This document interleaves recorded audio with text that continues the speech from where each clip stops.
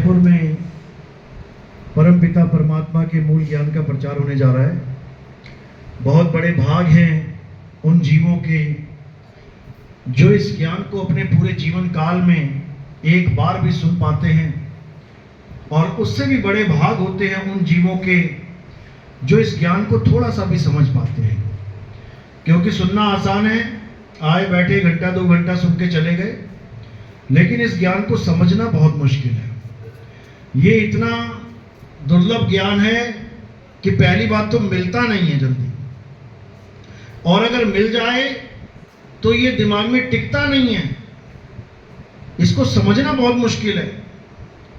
ऐसा भी हो जाता है कि लोग आने के बाद भी चले जाते हैं। क्यों? कहते हैं समझ में नहीं आया। समझने के बाद भी नहीं समझ में आता कईयों को। तो ऐसा ये ज्ञान है, लेकिन जिस पे परमात्मा की कृपा होती है उसको ये समझ में भी आता है, उसके मन में टिक भी जाता है और वो अटल भी हो जाता है। तो आज उसी मूल ज्ञान को अच्छे से समझेंगे, जिसको समझाने के लिए बंदी छोड़ कबीर साहब बार बार इस धरातल पे आते हैं, बार बार अविगत से चल के आते हैं हमें समझाने के लिए। लेकिन हम ऐसे तुच्छ जीव हैं, समझने का नाम ही नहीं लेते। हमें ये माया की दौड़ इतनी प्यारी लगती है कि हम इसी को घर मान के बैठ गए हैं, इसी नाशवान संसार को। इसको छोड़ने को तैयार नहीं है, और छूटना तो है ही है। चाहे ना छोड़ो, पकड़ के देख लेना कितना पकड़ते हो। पता भी है कि छूट जाएगा एक दिन, फिर भी इसको छोड़ने को तैयार नहीं है कि नहीं, हम तो यहीं रहेंगे, अगला जन्म भी लेंगे, उससे अगला भी लेंगे, उससे अगला भी लेंगे, चाहे नाना प्रकार की योनियों में भ्रमण करना पड़ जाए। लेकिन सबने माइंड सेटअप क्या बना रखा है कि ये परमात्मा की दुनिया है और हमने यहां बार बार आना है। बताओ, ये परमात्मा की दुनिया नहीं है। आज इसी को समझेंगे अच्छे से कि आखिर दुनिया है किसकी, कौन है इस दुनिया का मालिक, जहां पल का भरोसा नहीं है कब किसके साथ क्या हो जाए। तो आज इसी मूल ज्ञान को समझेंगे ताकि इस माया की नगरी से, इस भव सागर से हम सब आजाद हो जाएं। बंधन में हैं यहां पे। तो आज का सत्संग शुरू करने से पहले परमात्मा के नाम पे जयकारा लगाएंगे और फिर सत्संग शुरू करेंगे। बोलिए परमपिता परमात्मा की, सतगुरु बंदी छोड़ कबीर साहेब की, सभी संतों की, सभी भक्तों की, सतगुरु मदनपति साहिब की, दीवान जवाहरपति साहिब की, सतगुरु राम सेवक साहिब की, सतगुरु बराकपति साहिब की, कलीनापुर धाम की, सभी संतों की, सकल हंस को बंदगी साहेब बंदगी सतनाम। तो कबीर साहब इस माया के लोक में, इस काल की नगरी में बार बार आते हैं यही समझाने के लिए कि बेटा जिस नगरी में तुम आ गए हो ना, यहां आ तो गए हो लेकिन यहां से निकल नहीं सकते। तुम कितना जोर लगा लो, कितना ही प्रयास कर लो, तुम निकल नहीं पाओगे। तुम्हारा हाल अभिमन्यु जैसा हो गया है। तुम आ तो गए हो, चक्रव्यूह में घुस तो गए हो, लेकिन अब निकल नहीं सकते। क्यों? कारण क्या है? कारण है अज्ञान। तुम्हें निकलने का ज्ञान ही नहीं है कि जाऊं तो जाऊं कहां। कहते भी हैं जीना यहां, मरना यहां, इसके सिवा जाना कहां। कहां जाओगे? किसी को भी माया ने याद नहीं रखने दिया कि तुम आए कहां से हो। अभी तुम अपने घर से आए हो, सबको अपना घर याद है, और ये सत्संग खत्म होने के बाद कहां चले जाओगे? अपने अपने घर। लेकिन तुम्हारा दिमाग अगर ऐसा कर दिया जाए कि तुम्हें तुम्हारे घर की याद ही भुला दी जाए, फिर कहां मिलोगे? फिर जयपुर की गलियों में मिलोगे, सड़कों में पागलों की तरह घूमते हुए। पूछो जरा उन पागलों से, कहां से आया है? पता नहीं बाबूजी, कहां से आया हूं, याद ही नहीं है। तो कहां मिलोगे? यहीं मिलोगे चक्कर काटते हुए। ये देखो चक्कर ही काट रहे हैं सारे, इस मृत्यु लोक में चक्कर ही काट रहे हैं। नाना प्रकार की योनियों में कुत्ता, बिल्ली, हाथी, घोड़ा, सुअर बन के चक्कर ही काट रहे हैं। अब बड़े बड़े संतों से अगर पूछोगे कि हम ये क्यों बन रहे हैं, ये कुत्ता, बिल्ली, हाथी, घोड़ा क्यों बने हुए हैं, तो क्या बोलेंगे ये लोग? ये परमात्मा की लीला है। परमात्मा परमात्मा ने ये दुनिया बनाई है। पूछो क्यों बनाई है? तो कई लोग तो कहते हैं कि परमात्मा अकेला बैठा बोर हो रहा था, उसने अपने मनोरंजन के लिए दुनिया बना दी कि खेत देखेंगे क्या करता है ये आदमी। बताओ, मुसलमानों को पूछो अल्लाह ने दुनिया क्यों बनाई, कहता हमारी परीक्षा लेने के लिए बनाई है कि इस दुनिया में कैसे कैसे रहता है ये मुसलमान। बताओ, अरे अच्छा खासा अल्लाह के पास बैठे हैं, अल्लाह ने यहां भेज दिया मरने के लिए, फिर परीक्षा भी ले रहा है। बताओ क्यों? क्योंकि किसी को इसका असली जवाब पता ही नहीं है। ये किसी अल्लाह ने, किसी परमात्मा ने दुनिया नहीं बनाई है। अगर अल्लाह ने ये दुनिया बनाई है तो इतना तड़प क्यों रहे हो दुनिया छोड़ने के लिए, जन्नत में जाने के लिए? फिर तो यहीं आ जाओ बार बार। सारे स्वर्ग, सारी जन्नत, सारे हेवन किस लिए बनाए गए हैं? ताकि इस दुनिया से निकल के वहां चले जाओ, वहां अमन है, शांति है, सुख है। तो फिर यही दुख का घर बनाना बाकी था क्या? इसी को ही बना देते सुख का घर, अल्लाह नहीं बनाया है तो कबीर साहब समझा रहे हैं, रहना नहीं देश बेगाना है, ये धरती कागज की पुड़िया, और बूंद पड़े घुल जाना है, और रहना नहीं देश बेगाना है। अभी देखो आए ना राजस्थान वाले सारे, अभी रास्ते में तुम्हें कितना कितना पानी दिखाई दिया, कितनी बार ब्रेकें मारनी पड़ी। कहने को तुमने सड़कें बना दी है पक्की वाली, लेकिन जब बूंद पड़ेगी घुल जाएगी सारी सड़क।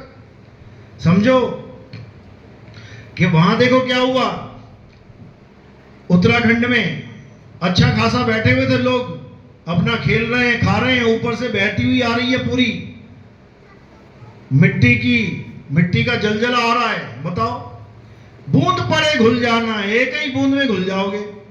तो भैया ऐसी परमात्मा ने सृष्टि क्यों बना दी, इसका इन लोगों के पास कोई जवाब नहीं है। कहते हैं लीला है, हमारी जान को फांसी लगी हुई है, इनको लीला समझ में आ रही है। कबीर साहब ने बोला है, अरे तीन लोक एक जेल है, पाप पुण्य दो जाल, और सारा जग भोजन बना, खाने वाला काल। कबीर साहब को क्यों नहीं समझ में आ रही है कि परमात्मा ने बनाई है? वो क्यों कह रहे हैं कि सारा जग काल का भोजन बना हुआ है?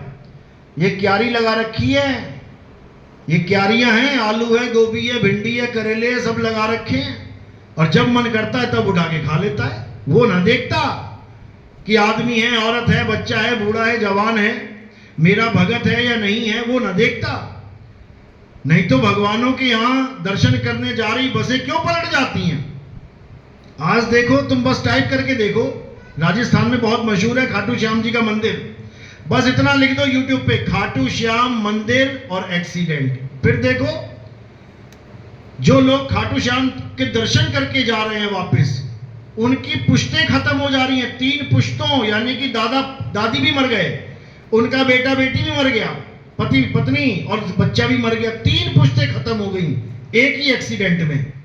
क्यों नहीं बचा पा रहा है कोई? भाई भगवान के दर्शन करने आए हैं, कुछ तो फल मिले, ये मिल रहा है फल, लेकिन किसी को समझ में नहीं आ रहा।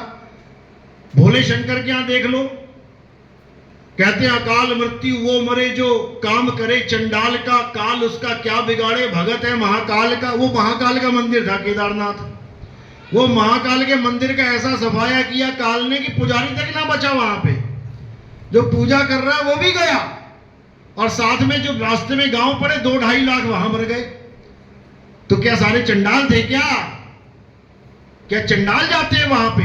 अरे तुम अपने ही भक्तों को चंडाल बोल रहे हो, तुम्हारे ही भगत मर रहे हैं और तुम अपने ही भक्तों को चंडाल बोल रहे हो, जबकि इस दुनिया में जो असली चंडाल बैठे हैं वो मजे कर रहे हैं, वो जाते ही नहीं किसी देवी देवता के यहां, वो भगवान को मानते ही नहीं है, वो तो खून चूस रहे हैं गरीबों का।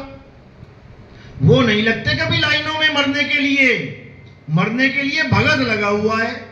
कभी देखा किसी मंत्री को कांवड़ ले जाते हुए कि तुम्हें ही हो सबसे बड़े भगत, जो ये बड़े बड़े जय श्री राम, जय हनुमान और ये इनके नाम पे जो राजनीति कर रहे हैं, तुमने कभी देखा कि जिस धर्म के नाम पे राजनीति कर रहे हैं कभी उन्होंने कांवड़ ले जाके देखा पैदल यात्रा?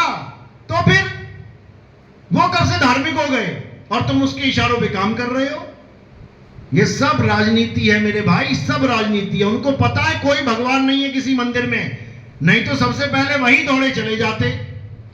सबसे पहले वो लोग जाते, तुम्हें तो नंबर भी ना मिलता अगर भगवान वहां होता। समझो, अभी सोने की खान पता लग जाए किसी को कि यहां सोने की खान है, तो तुम्हें पहुंच देगा वहां पे, तुम्हें तो छूने भी नहीं देगा, दर्शन भी नहीं मिलेंगे तुम्हें, उससे पहले पूरा कब्जा कर लेगा। ऐसे ऐसे नेता बैठे हुए हैं, ऐसे ऐसे अमीर जादे बैठे हुए हैं, लेकिन तुम लोग बेवकूफ बने हुए हो। तुम प्यादा हो, केवल मोहरा हो उनके, वो मोहरे से पूरी बाजी जीत जाते हैं। समझो, तो क्या करना है अब? रहना नहीं देश बेगाना है। पहले तो ये दिमाग से निकाल दो कि ये परमात्मा ने दुनिया बनाई है। जब तक इसको नहीं निकालोगे तब तक तुम यकीन ही नहीं कर पाओगे कि ये एक जेल है। ये जेल है, जेल को जेल की तरह देखो। तुम कैदी हो, सबको फांसी की सजा मिली हुई है। जो सरकार जेल बनाती है उसमें सबको फांसी की सजा नहीं मिलती, उसमें रिहाई भी होती है। किसी को 3 महीने की जेल, किसी को 6 महीने की जेल, किसी को साल 2 साल, किसी को ज्यादा से ज्यादा उम्र कैद की जेल, कोई इक्का दुक्का को फांसी। लेकिन ये जो जेल है, ये इसमें एक की भी रिहाई नहीं है। सबको फांसी लगी पड़ी है, सबने मरना है। कोई आज मरेगा, कोई कल मरेगा, कोई परसों मरेगा, सबने मरना है। ऐसी जेल है ये। और इस जेल को बनाने वाला कौन है? ब्रह्मा विष्णु महेश के पिताजी। क्या नाम है उनका? अलख निरंजन, काल निरंजन। यही है वो, यही है वो जिसमें ये सारा संसार रचा हुआ है। ब्रह्मा विष्णु महेश जी की तो केवल ड्यूटी लगा रखी है कि ब्रह्मा जी तुम बच्चे पैदा करोगे, विष्णु जी तुम बच्चों को पालोगे, शंकर जी तुम बच्चों का संहार करोगे। ये केवल ड्यूटी लगी है उनकी, ये भगवान नहीं है। ये तो खुद आपस में डिस्कशन करते हैं। कई बार देखो YouTube चैनल पे, ब्रह्मा जी से विष्णु जी, विष्णु जी से शंकर जी पूछ रहे हैं कि हम कहां से आ गए, हमें किसने पैदा कर दिया, ये दुनिया का कार्यभार हमारे ऊपर सौंप दिया। आखिर वो कौन है जिसने ये दुनिया बनाई है? उन्हें खुद ना पता दुनिया किसने बनाई, और हम उसे भगवान माने बैठे हैं, परमात्मा माने बैठे हैं। तो ये सब पहले से ही दर्ज है वाणियां। श्रीमद् देवी भागवत में ब्रह्मा विष्णु महेश कैसे पैदा होते हैं ये भी दर्ज है। लेकिन कौन बताए? वो एक MP में एक बाबा है, वो डंके की चोट पे बताता है। क्या नाम है उसका? क्या नाम है? शक्ति पुत्र। एक बाबा है शक्ति पुत्र, वो कहता है ये ब्रह्मा विष्णु महेश भगवान नहीं है। ये जो ब्रह्मा विष्णु महेश की पूजा कर रहे हैं ये नादान लोग हैं। ब्रह्मा विष्णु महेश किसने बनाए हैं? जग जननी जगदम्बा ने बनाए हैं। वो डंके की चोट पे कहता है। क्यों कहता है? क्योंकि उसे अलग निरंजन का ज्ञान नहीं है। वो अभी अलग निरंजन को नहीं जानता। वो पूरी दुनिया की एक मां बना के बैठा है कि जग जननी जगदम्बा ही सबका करता धरता है। लेकिन उसको इतनी भी समझ में नहीं आ रहा कि जब हम कहते हैं परम पिता परमात्मा, तो ये पिता कौन है? वो तो जग जननी जगदम्बा है ना, मां है ना। तो परम पिता परमात्मा, ये परमात्मा पिता कौन है? वो इस चीज को नहीं समझ पा रहा है। लेकिन बोल जितना रहा है उतना ठीक बोल रहा है, बिल्कुल करेक्ट बोल रहा है। लेकिन उसे जगदम्बा से आगे का ज्ञान नहीं है। वो भी क्या करे? इसका ज्ञान कहां समझ में आएगा? कौन से ग्रंथ में? आप केवल कबीर सागर पढ़ लो, अनुराग सागर पढ़ लो, आपको समझ में आने लग जाएगा। आपको सारे भेद समझ में, आपको श्रीमद् देवी भागवत भी समझ में आने लग जाएगी, जो वो पढ़ के नहीं समझ में आ रहा उसको। इतना ज्ञान आपको हो जाएगा। लेकिन फिर भी केवल कथनी ज्ञान से बात नहीं बनेगी। परम पिता परमात्मा का भेद समझना पड़ेगा। आखिर वो है क्या? वो कोई आदमी नहीं है कि आज माता के पुजारी बन गए, कल को किसी आदमी को पिता समझ लो, उसकी पूजा करने लग जाओ। वो कोई शरीर नहीं है। परम पिता परमात्मा कोई शरीर नहीं है, उसका नाम ही है परम आत्मा। शरीर नाम का तो खेल ही खत्म कर दिया। तो परम आत्मा कौन है? जो आत्मा का शुद्ध चैतन्य स्वरूप है, वो परमात्मा है। और हम लोग कौन है? हम लोग जीवात्मा हैं। हम हम लोग उसके अंश हैं, वो हमारा अंशी है। अब अंश और अंशी को ये मत समझ लेना कि काट काट के अंश हुए हैं उसके, ऐसा नहीं है। जैसे सूर्य की किरणें हैं, सूर्य से ही अलग हुई हैं, लेकिन सूर्य का ही अंश है, सूर्य को नहीं काट दिया हमने, सूर्य का अंश है। ऐसे ही वो परमात्मा हम सबका अंशी है और हम सब उसके अंश हैं। लेकिन अज्ञानता के कारण ये जीव नहीं समझ पाता कि आखिर परमात्मा का भेद क्या है। वो किसी ना किसी साकार सृष्टि को यानी शरीरों को परमात्मा मान लेता है। शरीर भी छोड़ो, वो पत्थर को परमात्मा मान लेता है। जिन पत्थरों को ये इंसान शेप दे रहा है, आकार दे रहा है, उस पत्थर को भगवान मान लेता है। इसी को कहते हैं अकल पे पत्थर पड़ना। अकल पे कहते, तेरी अकल पे पत्थर पड़े थे क्या? यही है अकल पे पत्थर। जब तुम पत्थर को भगवान मान लो तो क्या करना है? अब केवल आत्मा को जानना है, क्योंकि परमात्मा का वास कहां है? परमात्मा आत्मा में ही विराजमान है। लेकिन वो तब समझ में आएगा जब तुम्हें भेदी गुरु मिलेगा, आत्मा का ज्ञान करवाने वाला गुरु मिलेगा, आत्मज्ञानी गुरु मिलेगा, तब तुम्हें आत्मा का भेद बताएगा। और उस आत्मा में जब तुम रमण करोगे, अध्याय 3 17वां श्लोक गीता में यही बता रहे हैं, हे अर्जुन, जो अपनी आत्मा में रमण करते हैं, जो अपनी आत्मा में तृप्त हैं, जो अपनी आत्मा में संतुष्ट हैं, उनके लिए कोई धार्मिक कर्म कर्तव्य लागू ही नहीं होता। यानी हर चीज से निवृत्त हो जाओगे तुम। कोई पूजा नहीं, कोई पाठ नहीं, कोई हवन नहीं, कोई यज्ञ नहीं, कुछ नहीं, बिल्कुल क्लियर। केवल एक ही काम रह जाएगा 24 घंटे में। कौन सा काम? आत्मा में रमण करना। और 24 घंटे ये नहीं कि फिर कुछ और भी करना है बीच में, कि त्रिकाल संध्या भी कर लूं, नाम भी जप लूं, कि कुछ और कर लूं, फिर ये सब नहीं रह जाएगा। केवल एक ही चीज रह जाएगी, आत्मा में रमण करना। इसी को बोला है, सुरत फंसी संसार में, तासे पड़ गई दूर, और सुरत बांध स्थिर करो, आठों पहर हुजूर। कितने पहर? आठों पहर। 8 पहर का मतलब क्या होता है? कितने घंटे? 24 घंटे। यानी अब कोई और काम तुम्हारे लिए बचा ही नहीं दुनिया में। केवल एक काम बचा है, अपनी आत्मा में स्थिर होना, और कुछ नहीं। यही कबीर साहब बार बार समझा रहे हैं, जब लगना चीनोगे आत्म, तब लगना मिली है परमात्म। आत्म चीने परमात्म चीने, संत कहावे सोए, और यह भेद काया से न्यारा, बूझे बिरला कोई। काया से न्यारा, पहले तो इस काया को किनारे कर दो। काया क्या है? 5 तत्व का शरीर, मिट्टी है। पहले तो इस काया के मोह से निकलो बाहर, अपनी काया के मोह से भी और गुरु की काया के भी मोह से भी। यानी किसी पर भी आस नहीं लगानी है। तुम अपनी काया से मोह क्यों करते हो? क्योंकि तुम्हें लगता है कि मेरी काया जिंदा है तो मैं जिंदा हूं, मेरी काया मर जाएगी तो मैं मर जाऊंगा। यह सबसे बड़ा मोह बंधन है, यह सबसे बड़ा देह अहंकार है कि तुम देह को बड़ा और खुद को छोटा मान बैठे हो। इस देह अहंकार को खत्म करो। यानी मैं अभी जिंदा हूं तो मेरी काया जिंदा है, काया मरेगी मैं तब भी जिंदा रहूंगा, क्योंकि मैं हूं ही जिंदा, मैं हूं ही जीव। जीव यानी जो सदा जीवित रहे, उसको जीव कहते हैं। जो कभी मरे ही ना, उसको जीव कहते हैं। हम जीव हैं, हम निर्जीव नहीं हैं। निर्जीव कौन हो जाता है? ये काया निर्जीव हो जाती है जब ये जीव निकल जाता है।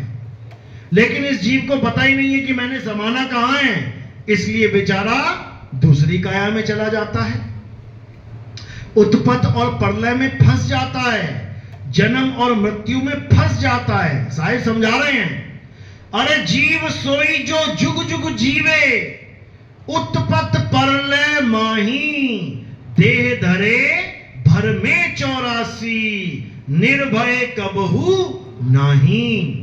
ये निर्भय नहीं हो सकता कभी, हमेशा डरता रहेगा। डर किस बात का है? मरने का नहीं। डर किस बात का है? ये काया नष्ट होने का। मरने का डर नहीं है इसे, ये काया ना नष्ट हो जाए इस बात का डर है। काया बचाने के लिए कुछ भी कर देगा ये, क्योंकि इसने ये भरम पाल लिया है कि काया खत्म तो मैं खत्म। अब इसी भरम को तोड़ देना है। ये कबीर साहब इसी भरम को तोड़ने के लिए आते हैं, खत्म कर देते हैं इस भरम को। और जिस गुरु से ये भरम ना टूट पाए उसको त्यागने की बात कर देते हैं। जिस गुरु से भरम ना मिटे, कौन सा? ये जन्म मरण का भरम। ये एक भरम है कि तुम पैदा होते हो और मर जाते हो। असल में तुम ना तो कभी पैदा होते हो ना कभी मरते हो। पैदा और मरना किसका काम है? इस काया का काम है। तो कहते हैं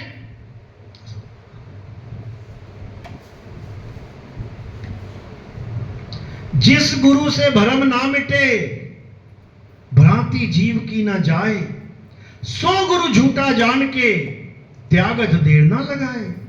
कहते हैं उसको निकालो दिमाग से। जो तुम्हें यह बता रहा है कि तुम मर जाओगे, एक दिन मर जाओगे, नहीं मरोगे। जो तुम्हें अमर नहीं बता रहा है वो तुम्हें अमर कर भी नहीं सकता। समझ लो, तुम्हें अमर करवाना ही गुरु का काम है। हो तो तुम ऑलरेडी अमर, लेकिन अपने आप को जन्म और मरण में फंसे हुए मान के जन्म और मरण को प्राप्त हो रहे हो। अब तुमने अमर होना है। कबीर साहब यहां पे अमर करने आते हैं दुनिया को। मरना और जन्मना किसका काम है? काया का। और कौन करवा रहा है? यही काल भगवान। यही इसका काल जाल है। पैदा करना मारना, पैदा करना मारना।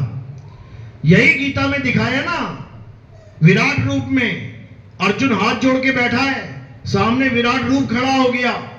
अब जैसे ही उसने बड़े बड़े दांत खोले, अपने मुंह खोला, अर्जुन की हालत खराब हो गई देख के, कांपने लगा, डर के मारे पूछ रहा, महाराज आप कौन हो? ये बड़ी बड़ी आंखों से ज्वालाएं निकल रही हैं, आप चारों तरफ देख रहे हो, दुनिया के सारे लोग उड़ते हुए आपके मुंह में जा रहे हैं और आप उनके सिरों को चूरा बन के चबा रहे हो, चूरा करके। जैसे तुम मूंगफली के दाने मुंह में डालो, क्या करोगे? चूरा कर दोगे, चबा चबा के। तुम ऐसे लोगों की खोपड़ियां चबा रहे हो, इंसान को खा रहे हो। तुम कौन हो? तुम तो वहां ये नहीं बोला मैं परमात्मा हूं, क्या बोला? हे अर्जुन, ये सारी सृष्टि को मैं ही पैदा करता हूं और सारी सृष्टियों का विनाश करने वाला मैं काल हूं। मैं हूं वो काल जिसका नाम तो सब जान रहे हैं, लेकिन स्वरूप नहीं जानते काल का। इसी काल के ही सारे पुजारी हैं। ये जितने वृंदावन में बैठे हुए हैं, ये जितने एस्कॉन मंदिर के पुजारी हैं, ये सब इसी काल भगवान के पुजारी हैं। क्यों? क्योंकि यही काल भगवान अलग अलग रूप धारण करके बैठा हुआ है। जब अर्जुन डर गया देख के कि भाई मुझसे देखा नहीं जा रहा है, मुझे कोई प्यारा सा रूप दिखाओ, तो क्या कर दिया उन्होंने? उसी वक्त चतुर्भुज रूप में आ गए। कहते हैं ये बहुत प्यारा रूप है, इसको देख ले बता। अरे वो भयंकर भी तो तेरा ही है, भयंकर रूप भी तेरा ही है। एक काली सी बीवी हो, उसको तुम मेकअप करके बढ़िया सजा के क्या रख लोगे अपने पास? एक बदसूरत औरत है बिल्कुल, जिसको तुम देख के रिजेक्ट मार दोगे। उसके माँ बाप कहें ले बढ़िया पीओपी लगा दिया इसको, अब इससे शादी कर ले, कर लोगे क्या? अरे उसका असली स्वरूप वही है, ये तो मेकअप करके आ गया है। ये अच्छे अच्छे स्वरूप तो हमें लुभाने के लिए बना रखे हैं, असल में यही काल भगवान है। कबीर साहब ने इसी का तो भेद खोला है अनुराग सागर में कि हे धर्मदास, ये काल इतना खतरनाक है, ये किसी को नहीं छोड़ता, किसी को नहीं छोड़ता। ये पापी जीवों को भी नहीं छोड़ता, ये पुण्य कर्मी प्राणियों को भी नहीं छोड़ता, ये अधर्मियों को भी नहीं छोड़ता, और ये धर्म के साथ खड़े लोगों को भी नहीं छोड़ता। देखो अर्जुन क्या कह रहा है? कह रहा है हे भगवान, मैं आपके मुंह में कौरवों की यानी अधर्मियों की सारी सेना जाती हुई देख रहा हूं और हमारे पक्ष के भी बड़े बड़े योद्धा आपके मुंह में प्रवेश कर रहे हैं। बताओ, अरे कौरवों की सेना को मारो समझ में आता है, हमारे बड़े बड़े योद्धा तुम खा जा रहे हो। कौन है बड़े बड़े योद्धाओं में? इन पांचों के बाद सबसे बड़ा योद्धा कौन है? अभिमन्यु है, अकेला घुस गया, चक्रव्यूह तोड़ के एक भी ना तोड़ पाता बाकियों में से। अर्जुन के सिवा और कोई नहीं तोड़ सकता था। तो कौन है सबसे बड़ा योद्धा? अभिमन्यु। वो भी जा रहा है, सारे जा रहे हैं। और ऐसा नहीं कि 5 नहीं जाएंगे, 5 बचाना उसकी मजबूरी है। 5 बचाना मजबूरी क्यों है?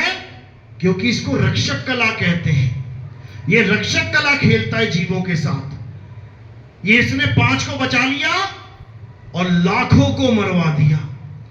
उन्हीं 5 के सहारे अब इन लाखों को खाएगा। क्यों? क्योंकि सब आस में बैठे हैं कि 5 को बचा लिया, हमें भी बचा लेंगे। एक प्रहलाद को बचा के करोड़ों प्रहलादों को खा गया। प्रहलाद कौन है? तुम्हारे हमारे बच्चे ही प्रहलाद हैं, जो छोटी सी उम्र में राम राम कृष्ण कृष्ण कर रहे हैं। एक प्रहलाद को बचा लिया और बाकी सब प्रहलादों का भक्षण कर गया। क्योंकि सबको काल ही खाता है, सबको काल के मुंह में जाना है। आप दोबारा से रामायण देखो YouTube पे, राम जी क्या कह रहे हैं? कह रहे हैं ऐसा कोई जीव नहीं है जो काल के मुंह में नहीं जाएगा, यहां तक कि मुझे भी काल के मुंह में जाना पड़ेगा। ये राम जी ने स्वयं बोला रामायण में। लेकिन किसके समझ में आ रहा है?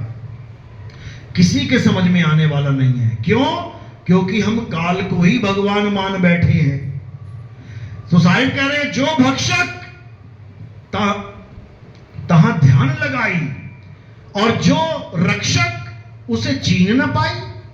जो भक्षण कर रहा है वो भी शरेआम दिखा के कि सारी दुनिया मेरे मुंह में जा रही है, मैं खा रहा हूं सबको, दिखा के खा रहा है, बता के खा रहा है, उसको भी लोग नहीं समझ पा रहे हैं।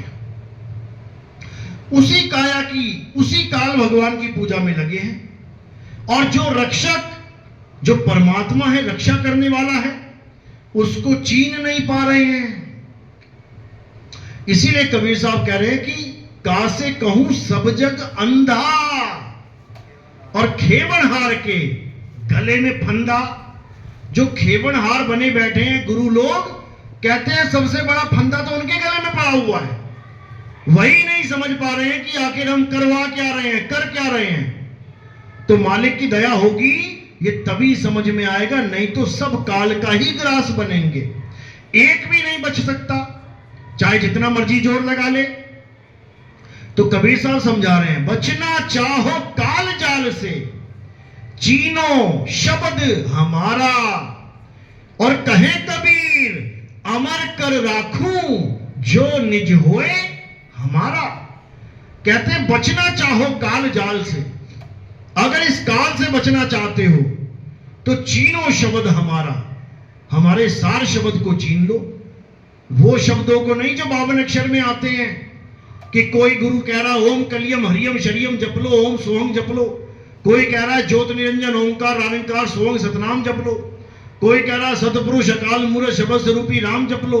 कोई कुछ जप लो, कोई कुछ जप लो। ये नहीं है कबीर साहब का शब्द। कबीर साहब क्या कह रहे हैं? बचना चाहो काल जाल से, चीनो यानी पहचानो, जपो नहीं, पहचानो कि मेरा शब्द क्या है। चीनो शब्द हमारा और कहे कबीर, अमर कर राखूं। अमर कर देंगे वो ये नहीं कि तुम्हें सतलोक पहुंचा देंगे, अमर कर देंगे। वो अमर करने आते हैं यहां पे। जब तुम अमर हो गए तो काल तुम्हारा करेगा क्या? जब तुम अमर ही हो गए, सारे राक्षस भगवानों से कौन सा वरदान मांगते थे? सबसे पहला वरदान मांगते थे कि मैं अमर हो जाऊं। क्यों? क्योंकि एक बार अमर हो गया, अब कोई भी आ जाए सामने, अब खुद भगवान ही आ जाए सामने, वो भी ना मार पाएगा। क्योंकि जब अमर ही हो गया लेकिन अमरता का वरदान ना तो ब्रह्मा जी दे पाए, ना विष्णु जी दे पाए, ना ही शंकर जी दे पाए। क्यों? कारण क्या है? क्योंकि जिसकी जेब में 100 रुपए हो और तुम उससे 1000 रुपए मांगना शुरू कर दो, दे देगा क्या? वो नहीं दे सकता। उनके पास अमरता का वरदान है ही नहीं। समझो, अमरता का वरदान किसके पास है? ये बंदी छोड़ कबीर साहब के पास है, और वो इस दुनिया में अमर करने ही आते हैं। समझ लो, अमर करूं सतलोक पठाऊं, ताते बंदी छोड़ कहाऊं। लेकिन अमर कोई होना ही नहीं चाहता। कहते ले वो जुलाहा अमर करेगा क्या? अरे वो कबीर, वो दोहे लिखता था जो, वो कवि, हाँ 10वीं क्लास में पढ़ा था मैंने, वो अमर कर देगा। वो ब्रह्मा विष्णु महेश से भी बड़ा हो गया। बताओ, यही दिक्कत है, यही दिक्कत है। ये बिल्कुल वैसी बुद्धि है कि कोई कहे अरे वो मछली, वो विष्णु जी का अवतार थी क्या? वो मछली, अरे मछली कहां से विष्णु जी हो जाएगी? अरे वो कछुआ विष्णु जी थी। हम नहीं मानते विष्णु जी था। वो वरा, वो जंगली सुअर, वो भगवान का अवतार, हम नहीं मानते। तुम्हारे मानने से क्या नहीं होगा? तुम्हारे मानने से कुछ नहीं होगा भाई, जो है वो है। कबीर साहब का काम ही एक ही है, अमर करना और सतलोक पठाना। अब सतलोक रामपाल जी वाला सतलोक नहीं है। सतलोक का मतलब क्या है? एक ऐसा स्थान जहां पर कोई असत्य वस्तु ना हो। सतलोक यानी जहां पर केवल सत्य ही सत्य हो। समझो, बेगम लोक यानी जहां कोई बेगम हो ही ना। घरवाली का नाम भी बेगम रखा गया ना। किसी ने सोच के रखा था कि घरवाली आएगी और बेगम हो जाएगा काम, लेकिन आते ही सबसे बड़ा गम लग जाता है। हालांकि सबके साथ नहीं, लेकिन नाम कुछ है और काम कुछ है। रामपाल जी का जो सतलोक है उसमें काम भी है, क्रोध भी है, लोभ भी है, मोह भी है। वो सतलोक है ही नहीं। जहां पर अक्षर पुरुष को नींद आ जाए यानी आलस भी है। अक्षर पुरुष को क्रोध आ जाए, क्रोध से अंडे की तरफ देके अंडा फूट जाए यानी क्रोध भी है, सत है ही नहीं। जहां पर काल भगवान की उत्पत्ति हो जाए, काम वासना आ जाए, फिर काम भी है उस सतलोक में, उसका अचार डालना है क्या? वो तो सारे यहां पर भी है। वो सतलोक है ही नहीं। कबीर साहब का सतलोक क्या है? सत्य स्वरूपी नाम साहिब का, सो निज नाम हमारा। ये निज नाम ही सतलोक है। ये निज नाम ही सतलोक है, और ये नाम सतगुरु देते हैं। और इसी नाम में तुमने ठिकाना बनाना है। रहना नहीं देश बेगाना है। ये धरती कागज की पुड़िया, बूंद पड़े घुल जाना है। ये संसार झाड़ और झाखड़, उलझ पुलझ मर जाना है। कहे कबीर सुनो भाई साधो, सतगुरु नाम ठिकाना है। यानी हमारा ठिकाना कहां है? सतगुरु के द्वारा दिया गया नाम, वही हमारा ठिकाना है, वही सतलोक है। लेकिन ये सबकी समझ में नहीं आता। ये केवल उसकी समझ में आता है जिस पर परमपिता परमात्मा की दया हो, जिस पर बंदी छोड़ की मोहर लगी हो। ये केवल वही समझ में, वही समझ सकते हैं। बाकी लोग सतलोक, अलख लोक, अगम लोक, अनामी लोक, 2-4 और लोग बना देंगे आगे, शायद कम पड़ जाए जगह, कुछ भी कर सकते हैं भाई। तो ऐसे लोकों में भ्रमण करेंगे और नाना प्रकार की योनियों में आते जाते रहेंगे। तो करना क्या है? अब 52 अक्षरों को छोड़ के अब आदि अक्षर को जानना है। क्यों? क्योंकि आदि अक्षर ही सतलोक है। आदि अक्षर ही तुम्हारा निज घर है। 52 अक्षर निज घर जाने में रुकावट है। आदि अक्षर ही तुम्हारा निज घर है। तो गुरु क्या करता है?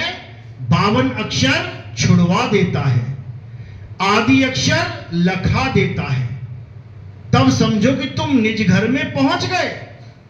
सोई गुरु पूरा कहावे, दो अक्षर का भेद बतावे, एक 52 अक्षर और एक आदि अक्षर। एक छुड़ावे, ये 52 अक्षर छुड़ावे, एक लखावे, ये आदि अक्षर लखावे, तब प्राणी निज घर को जावे। आदि अक्षर ही तुम्हारा निज घर है। आदि अक्षर आदि नाम कोई मंत्र जंतर पंतर नहीं है कि लाख लाख रुपया लेके आदि नाम पकड़ा रहे हैं लोगों को। पैसा नहीं है, गरीब है तो किस्तों में दे दे। LIC एजेंट बन गए हैं लोग। तो कबीर साहब यही समझा रहे हैं कि जब तक तुम्हारे जीवन में कोई भेदी गुरु नहीं आ गया, तब तक तुम्हारा कल्याण नहीं होगा। भेदी गुरु का मतलब यह नहीं है मंत्र जंत्र देने वाला गुरु। भेदी गुरु का मतलब है तुम्हें सार शब्द का भेद बताने वाला गुरु, उस वस्तु का भेद बताने वाला गुरु जो वस्तु है तो तुम्हारे पास, लेकिन तुम्हें उसका ज्ञान नहीं है। तो कह रहे हैं वस्तु कहीं और ढूंढे कहीं, कैसे लागे हाथ और गुप्त वस्तु तब मिले, भेदी लीजिए साथ। भेदी लीना साथ में और दीनी वस्तु लखाए। कोटि जन्म का पंथ था पल में पहुंचा जाए। कहते हैं वो वस्तु जो तुम्हारे पास है उसका तुम्हें एहसास नहीं हो पा रहा है तुम्हारे पास, उसी की वजह से तुम्हारी काया चल रही है, लेकिन तुम उसको महसूस नहीं कर पा रहे हो। जैसे पंखे में करंट है, पंखे को भी छू के महसूस कर सकते हो कि लोहा है, और करंट को छू के भी महसूस कर सकते हो कि ये लोहा नहीं है, लेकिन इस लोहे को दौड़ाने वाला यही है।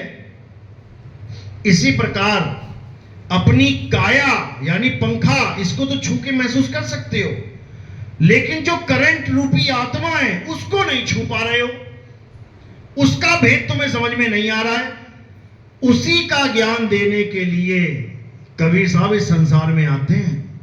आत्मा का ज्ञान समझाने के लिए, आत्मा का अनुभव करवाने के लिए कबीर साहब इस संसार में आते हैं। क्या बोल रहे हैं? जल में मीन प्यासी, मोहे देखत आवे हासी, आत्म ज्ञान बिना नर भटके, कभी काबा कभी काशी।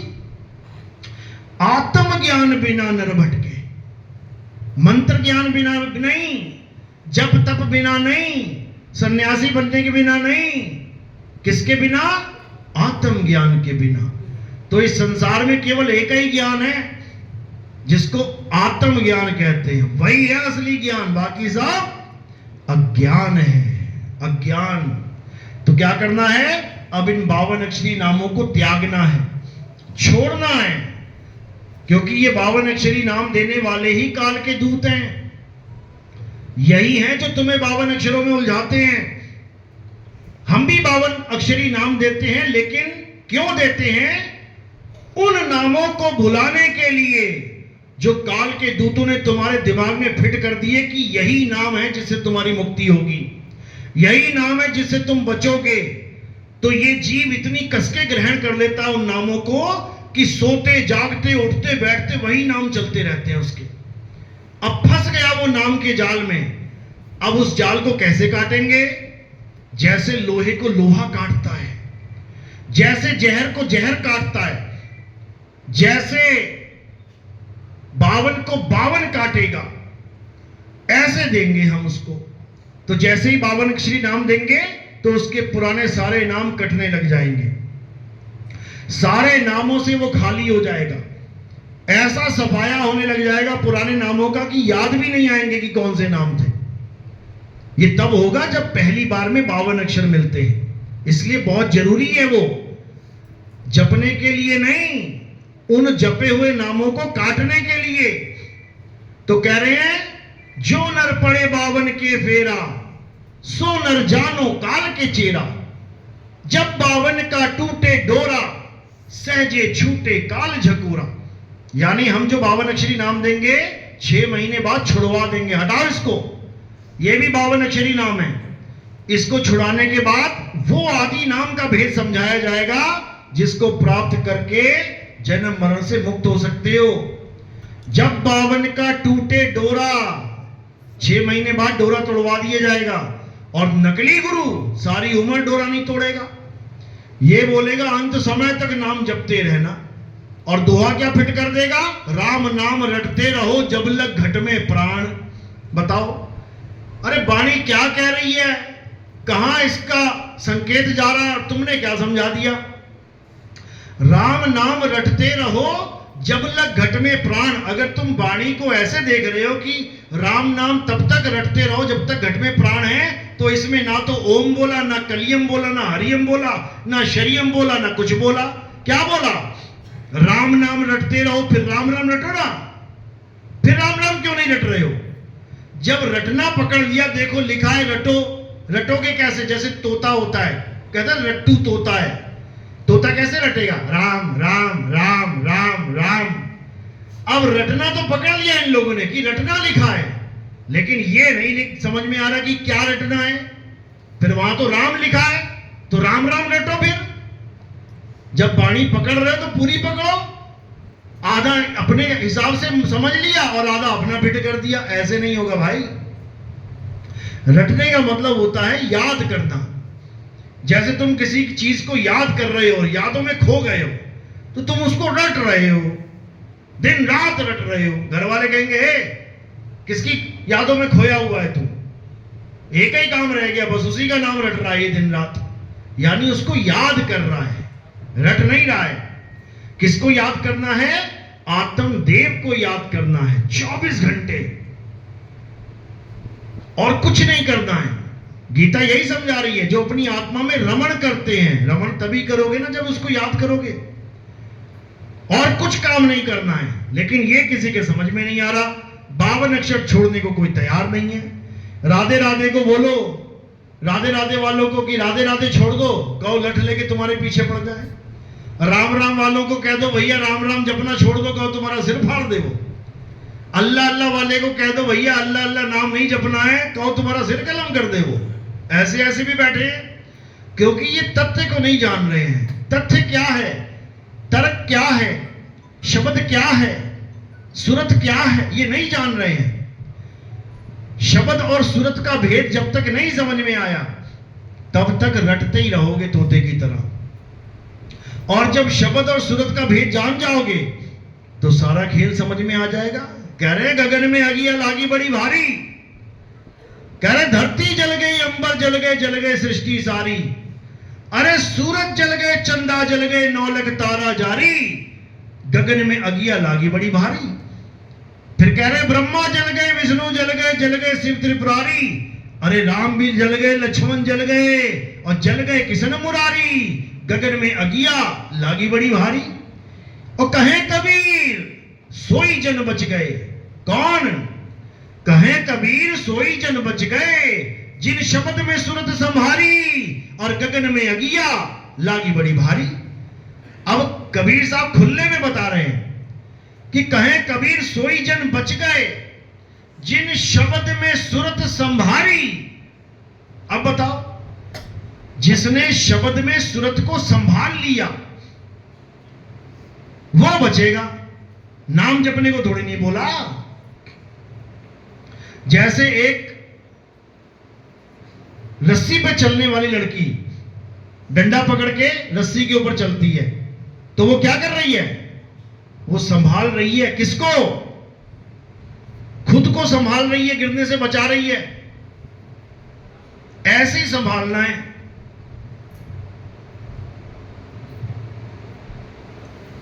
कहे कबीर सोई जन बच गए, जिन शब्द में सूरत संभाली। क्यों? क्योंकि सूरत सारे संसार में फंसी पड़ी है। सूरत फंसी संसार में और तासे पड़ गई दूर। अब क्या करना है? सूरत बांध स्थिर करो, आठों पहर हुजूर। बताओ कहां बोला नाम जपो, कहां बोला दिए जलाओ, योग यज्ञ करो, जप करो, कहां बोला देसी घी की खड़ी जोत जला के आरतियां गाओ। इतना भी नहीं समझ में आ रहा किसी को, और जगत गुरु बने बैठे हैं, ठगत गुरु।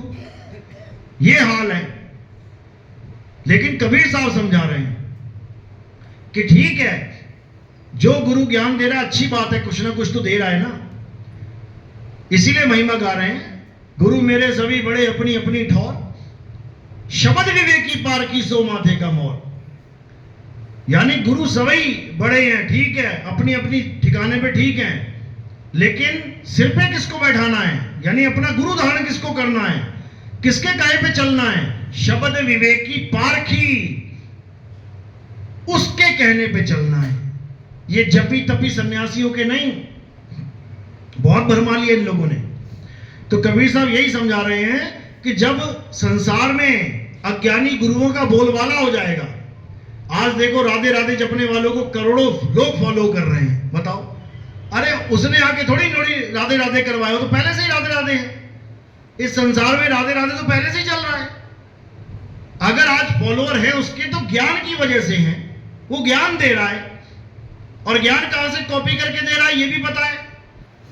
हमारा ही ज्ञान कॉपी कर करके आत्मा आत्मा आत्मा करता फिर रहा है, और लोग इतना विवेकी नहीं है कि उनको समझ में आए कि ये ज्ञान आ कहां से रहा है।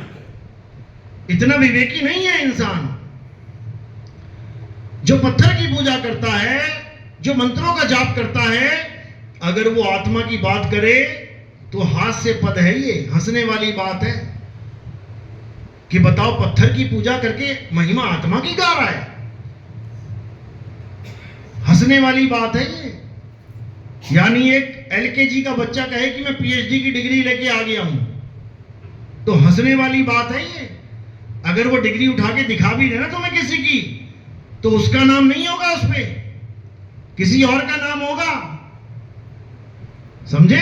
केवल डिग्री देख के मत यकीन कर लो, अरे हाँ उसके हाथ में डिग्री देखी मैंने, उस पे नाम किसी और का होगा, एलकेजी के बच्चे का नाम नहीं होगा। इसी प्रकार पत्थर का पुजारी, पत्थर को पूजने वाला अगर आत्मज्ञान की डिग्री दिखा रहा है, तो उस पे नाम किसी और का है बेटा, उसका नाम नहीं है, किसी और की डिग्री दिखा रहा है तुम्हें। तो ये तो होना ही है। क्यों? क्योंकि ये पहले से वाणियों में दर्ज है। मुसलमानों में बोला गया है कि जब आखिरी मैसेंजर आएगा, जो जीवों का कल्याण करने के लिए आएगा, उससे पहले पहले इस दुनिया में लाखों मैसेंजर बैठे होंगे। उसके आने से पहले लाखों करोड़ों गुरु अपना ज्ञान दे रहे होंगे। कहने को ज्ञान है, अज्ञान दे रहे होंगे, और लोग उसमें तृप्त होके बैठे होंगे। ये उसमें वाणी में आता है, ये हर जगह आता है कि नकली ज्ञान इतना ज्यादा संसार में फैल जाएगा कि जब असली ज्ञान देने वाला आएगा तो लोग उसको परख ही नहीं कर पाएंगे कि सही कौन बोल रहा है, झूठ कौन बोल रहा है, क्योंकि बातें दोनों एक सी कर रहे होंगे। सोना और पीतल एक सा होता है देखने में, नहीं परख कर सकते तुम। परख कौन कर पाएगा? जो पारखी होगा। जो पारखी होगा उसकी पार की नजर होगी, वो पहचान जाएगा कि अरे ये आत्मा की बात कर रहा है, वो भी आत्मा की बात कर रहा है, लेकिन एक कह रहा है कि मूर्ति पूजा छोड़ दो, और एक कह रहा है मूर्ति पूजा करो। एक कह रहा है नाम जपना छोड़ दो, एक कह रहा है राधे राधे करो। तो भैया इसमें सही कौन है? अब ये परख करोगे तभी समझ में आएगा कि सही कौन बोल रहा है। हालांकि बोल दोनों ही सही रहे हैं, क्योंकि आत्मा की बात तो दोनों एक सी बोल रहे हैं, लेकिन करनी वैसी नहीं है। तो कह रहे करनी तज कथनी कथे, करनी तज कथनी कथे, अज्ञानी दिन रात और कुकर समान भौंकत फिरे, सुनी सुनाई बात। तो बात यहां पे आके खत्म हो जाएगी कि ये करनी तो कर नहीं पा रहा है आत्मा की, आत्मदेव की पूजा तो करनी आती नहीं है, पत्थर की पूजा कर रहा है, पत्थर की राधा को राधे राधे करके रो रहा है लोगों के सामने। ये आत्मज्ञानी नहीं है भाई, ये पत्थर ज्ञानी है, ये मंत्र ज्ञानी है, क्योंकि करनी इसकी मैच हो ही नहीं रही है ज्ञान से। तो कबीर साहब ने कोई कमी नहीं छोड़ी बताने में, और लताड़ने में भी कमी नहीं छोड़ी। ऐसे गुरुओं के लिए क्या बोला? अरे झूठा गुरु अजगर बने और लख 84 जाए, सारी संगत चींटी बने, तोड़ तोड़ के खाए। जब तुम चींटियों का झुंड देखोगे उसमें करोड़ों चींटियां होती हैं, करोड़ों फॉलोवर, और किसको खा रहे होते हैं? वो उस एक को ही खा रहे होते हैं जो करोड़ों का एक बना बैठा होता है, अज्ञानी गुरु। ये कबीर साहब की वाणी है, और ये सही सिद्ध होती है। ऐसा नहीं कि केवल बोल के चले गए, एक एक वचन परमात्मा का अटल है, अटल। जैसे उन्होंने बोला 12 पंथ काल फुरमाना, भूले जीव न जाए ठिकाना, 13वें पंथ हम ही चले आए और सब पंथ मेट एक पंथ चलाए। अटल है ये। लेकिन कब? जब तुम ज्ञान दृष्टि से देखोगे तब तुम्हें समझ में आ जाएगा कि बिल्कुल सही बोला है। और अज्ञान दृष्टि से देखोगे तुम कभी समझ ही नहीं सकते कि साहिब है कहां। वो कह रहे हैं 13वें पंथ हम ही चले आए हुए हैं वो, लेकिन तुम्हें दिख ही नहीं सकते क्योंकि तुम्हारे पास वो दिव्य दृष्टि है ही नहीं। अब कबीर साहब समझा रहे हैं कि मैं कहां रहता हूं, समझ लो कहां, कैसे मिलूंगा, ये भी बता रहे हैं। कह रहे साहिब कबीर का सब घट वासा, गुप्त प्रगट कुछ अजब तमाशा, जहां संत तहां प्रगट भयहूं और जहां असंत गुप्त वहां रहूं।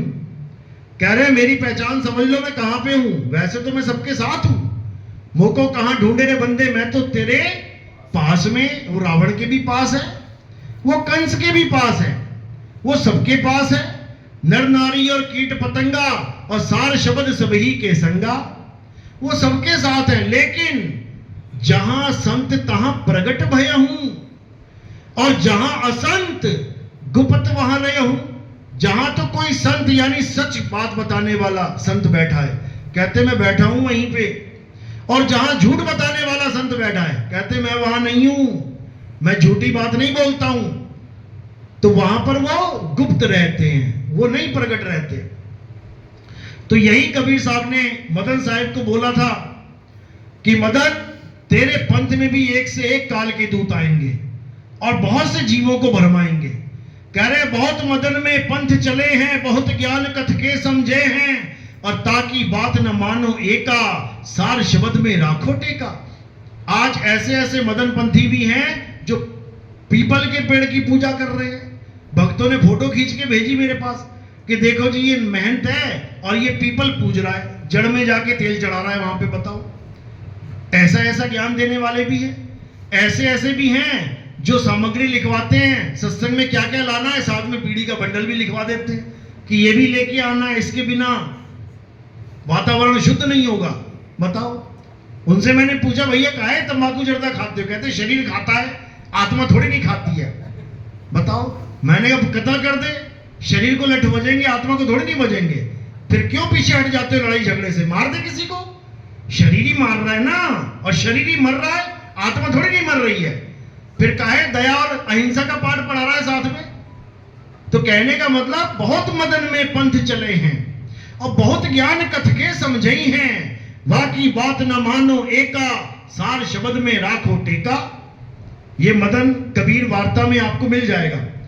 तो वहीं कबीर साहब समझा रहे हैं कि हम कहां आएंगे, समझ लो। क्या बता रहे हैं? अरे चौथी गद्दी होई अवतारा, ताका चरित्र विदित संसारा, मेरी बात साच कर मानो, मदन समझ अपने मन मानो, चौथी गद्दी का विस्तारा, डंका बाजी सब संसारा, हम उनके सिर बैठब आई और वासे पार कोई नहीं पाई। आज सारे गुरुओं के मिर्ची क्यों लगी हुई है? इसीलिए लगी है कि नितिन दास ने सारे वेद खोल दिए। अब जो पहले मंत्रों की महिमा गाते थे आज आत्मा आत्मा करते फिर रहे हैं। जो पहले ऑनलाइन नाम दीक्षा मंत्रों की देने की बात करते थे आज सार शब्द से नीचे कोई बोल ही नहीं रहा है। मंडी लग गई सार शब्द की। बताओ, आज तक जो शब्द गुरु नहीं बोल पाया वो आज कह रहा है कि शब्द गुरु सुरत धुन चेला होता है। बताओ, आज तक जो शरीरों के ध्यान करवाते रहे नाम दीक्षा के वक्त कि गुरु जी के शरीर का ध्यान करना है, आज सत्संग में बोल रहे हैं गुरु के शरीर का ध्यान नहीं करो, गुरु तो शब्द होता है। बताओ, हम ही नाम लेके बैठे हुए हैं जहां से। उन लोगों की बात बता रहा हूं, पुराने गुरु लोग हमारे ही, ये राधा स्वामी वाले पहले अपने शरीर का ध्यान करवाते थे, आज अपने सत्संगों में बता रहे हैं बेटा शरीर तो मिट्टी है, ध्यान तो परमात्मा का शब्द गुरु का करना चाहिए। बताओ, आज चेले ने ज्ञान खोल दिया तो गुरु का ज्ञान बदल गया, कमाल हो गई। तो ये होना ही है, ऐसा ही होना है, क्योंकि अब समय आ गया है, अब सबको एक झंडे के नीचे आना ही पड़ेगा। बाबा जय गुरुदेव ने अपने सत्संगों में खुलासा किया था कि एक ऐसा पंथ चलेगा जिसका एक नाम, एक भाषा, एक झंडा होगा। कोई है जय गुरुदेव वाला यहाँ पे? कोई पुराना भगत है जय गुरुदेव का?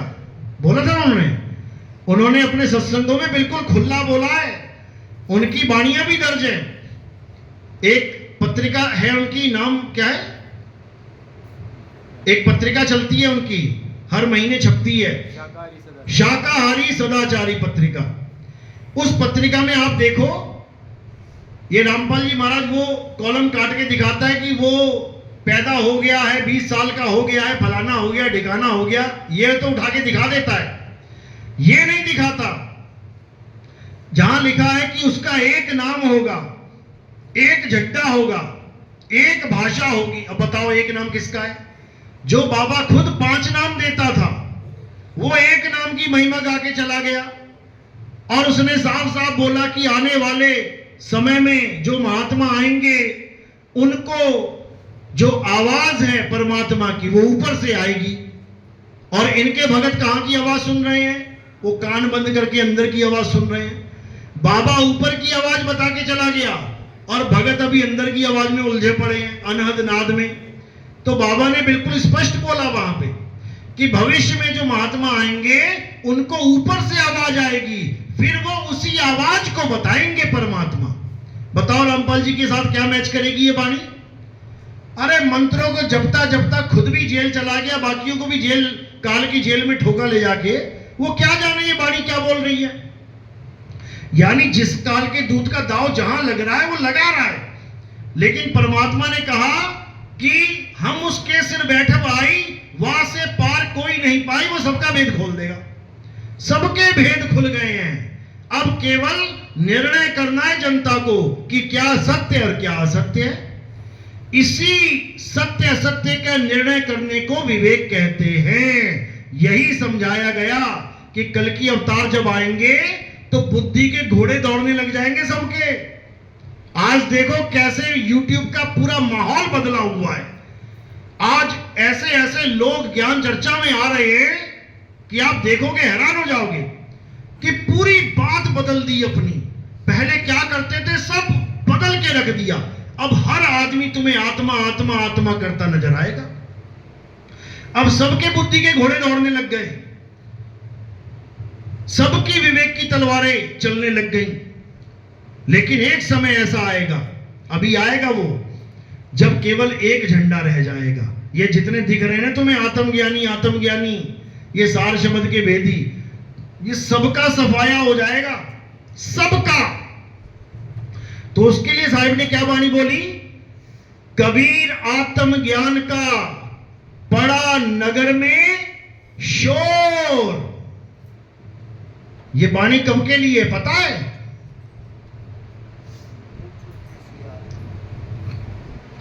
ये वाणी बोली थी 600 साल पहले, जब आत्मा के ज्ञान का कोई जिक्र ही नहीं करता था। सब कहां लगे पड़े थे? मंदिर मस्जिद, मंदिर मस्जिद, मंदिर मस्जिद। ये अब के लिए वाणी बोली गई है कि एक ऐसा समय आएगा जब पूरे नगर में आत्मा का शोर मचेगा। आज ये जितने नकली आचार्य बने बैठे हैं, जो पहले कहते थे आत्मा नाम की कोई चीज नहीं है, आज कहते हैं हमसे आत्मज्ञान सीखो। अरे वाह! जो पहले कहता था कि आत्मा नाम की कोई चीज होती ही नहीं है, आज वो कहता है कि हमसे आत्मज्ञान जानो कि आत्मा क्या होती है। अच्छा जी। और करोड़ों में फॉलोअर हैं, क्योंकि वो समय आने वाला है जब बच्चे बच्चे के मुंह पे केवल एक ही ज्ञान होगा। कौन सा? आत्मज्ञान। अब उसमें निबेड़ा कैसे करेंगे कि कौन किसके पास आत्मज्ञान है, किसके पास नहीं? उसका भी इलाज इसी दोहे में है। कबीर आत्मज्ञान का पड़ा नगर में शोर, और पूछो कैसी आत्मा, तो देते दांत निपोर। यही है इसका इलाज। आत्मज्ञानियों का इलाज इसी में दे रखा है। जो नकली आत्मज्ञानी है, केवल आत्मा आत्मा सुन के मत चले जाना उनके पास कि आत्मा बहुत अच्छी है, आत्मा बहुत आनंद देती है, और तुम पहुंच गए वहां पे आनंद देने। पहला सवाल यह होना चाहिए, पूछो कैसी आत्मा, कि आत्मा बता कैसी होती है, फिर देते दांत निपोर, फिर हंस के निकल जाएंगे किनारे से। क्यों? क्योंकि जवाब ही नहीं है। यही है इनका इलाज, और इलाज सबका होगा अच्छे से आने वाले समय में, क्योंकि सब एक ही मंच पे दिखाई देंगे तुम्हें। समझ लो, गांव गांव में कुश्तियां होती है ना, अलग अलग गांव में, एक दूसरे को जानते भी नहीं पहलवान, को कहीं लड़ लड़ के गिरा रहा है, किसी को कहीं जीत रहा है, को कहीं जीत रहा है। लेकिन जब होता है इंटरनेशनल युद्ध, तो वो लोग कहां पहुंच जाते हैं? एक ही रिंग में आ जाते हैं। आजा बेटा, हाँ जी, यूपी का पहलवान कौन है, कौन जीत के आया है, एमपी वाला कौन है। जब इंटरनेशनल में आए थे, हाँ इंडिया से कौन आया है, आ गए ना एक ही मंच पे। बहुत जल्दी आएंगे एक मंच पे, और वहां उसी मंच पे फैसला होगा कि आखिर आत्मज्ञान होता क्या है। एक तो यूट्यूब चैनल बंद करके भी भाग गया वो जयपुर वाला, सुनने में आया कि उसने सारी वीडियो डिलीट मार दी। ऐसे ही मारेंगे डिलीट, ऐसे ही भागेंगे, देखते जाओ आगे से आगे क्या होता है। चलो आज का सत्संग यही समाप्त करते हैं। बोलिए परमपिता परमात्मा की, सदगुरु बंदी छोड़ कबीर साहेब की, सभी संतों की, सभी भक्तों की, आज के आनंद की, सकल हंस को बंदगी, साहेब बंदगी, सतनाम।